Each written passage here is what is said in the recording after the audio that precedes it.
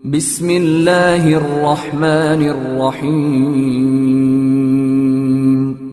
جو دعا کر کر کے تھک گئے ہوں وہ ایک بار ضرور سنیں۔ ایسے ہی سچے قصوں کے لیے ہمارے چینل کو سبسکرائب کریں۔ دعا میں کتنی طاقت ہوتی ہے جان کر حیران ہو جاؤ گے۔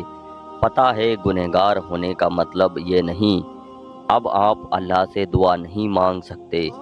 ہم اکثر سوچتے ہیں کہ ہم بہت گنہگار ہیں اسی لیے ہمیں اللہ سے دعا نہیں کرنی چاہیے، کیونکہ ہم اس قابل ہی نہیں ہیں کہ ہم کچھ اللہ سے مانگ سکیں۔ میں آپ کو بتاتا ہوں، حالانکہ ہمیں یہ نہیں پتہ ہماری دعاؤں کا کیا معاملہ۔ جس ہستی کے ساتھ وہ ہم سے سب سے بڑا ہے اس کی بخشش ہماری تصور سے بھی باہر ہے اور اس کی سخاوت غیر محدود ہے۔ آپ جتنی دفعہ اللہ سے خیر اور توبہ طلب کریں گے تو اللہ اتنی ہی دفعہ آپ کو معاف کر دے گا۔ آپ جتنا اللہ سے مانگیں گے اللہ اتنی ہی زیادہ آپ سے راضی ہوگا۔ تو آپ کبھی بھی اللہ سے مانگنا نہیں چھوڑنا۔ پھر بھی آپ اپنی نظر میں جتنے گنہگار بڑے ہی کیوں نہ ہو جائیں، گناہوں کا احساس ہو جانا ہی سب سے بڑی دلیل ہے کہ اللہ نے آپ کو معاف کر دیا۔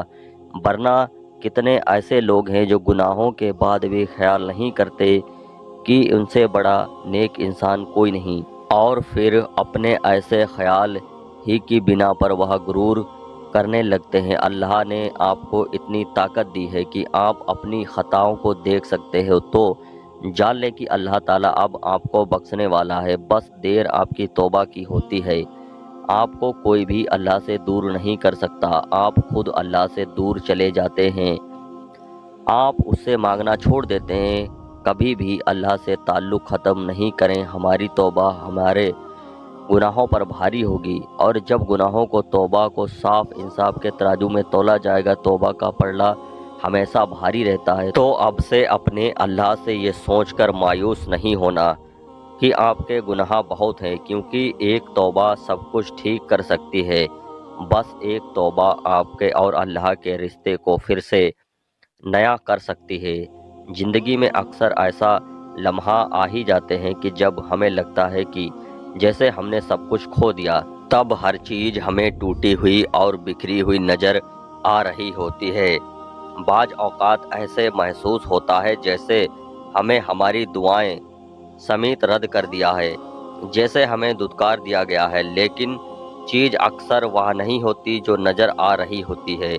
جیسے جب موسیٰ علیہ السلام سمندر کے سامنے میں کھڑے تھے اور ان کے پیچھے فرعون کا پورا لشکر ہوا کرتا تھا، نہ آگے کوئی راستہ نظر آ رہا تھا نہ پیچھے کوئی راہ بچی تھی، لیکن انہوں نے پھر بھی توکل رکھا۔ اللہ نے سمندر کے بیچوں بیچ سے ان کے لیے راستہ بنا دیا۔ موسیٰ علیہ السلام نے اس وقت اس راہ پر بھروسہ رکھا جو انہیں نظر نہیں آ رہا تھا، کیونکہ انہیں یقین تھا کہ راہ بنانے والے لازمی موسیٰ علیہ السلام کے لیے اپنی اندیکھی مدد بھیجیں گے۔ انہیں یقین تھا کہ اس کے محافظ ان کی حفاظت کرے گا، اور بس اسی یقین پر ان کے حفاظت کا انتظام کر دیا گیا۔ تو آپ نے بھی اللہ پر موسیٰ علیہ السلام جیسا توکل رکھنا ہے۔ اپنے منصوبوں کے فیل ہو جانے پر مایوس نہیں ہونا، کیونکہ آپ کے اللہ کے پاس آپ کے لیے پہلے سے ہی منصوبہ موجود ہے، اور اللہ کا منصوبہ سب سے بہترین ہے۔ سامنے کھائی ہو یا پھر ٹھاٹے مارتا ہوا سمندر ہو، جو اللہ پر یقین رکھتے ہیں تو اللہ انہیں پار لگا ہی دیتا ہے۔ اسی لیے دوستوں، اللہ پاک سے زیادہ دعائیں مانگا کرو، کیونکہ سچے دل سے مانگی گئی دعائیں کبھی رد نہیں ہوتی۔ اللہ پاک سے دعا کریں کہ اللہ پاک ہم سبھی کو ان باتوں پر سننے سے زیادہ عمل کرنے کی توفیق عطا فرمائے۔ آمین۔ ایسے ہی سچے قصوں کے لیے ہمارے چینل کو سبسکرائب کریں۔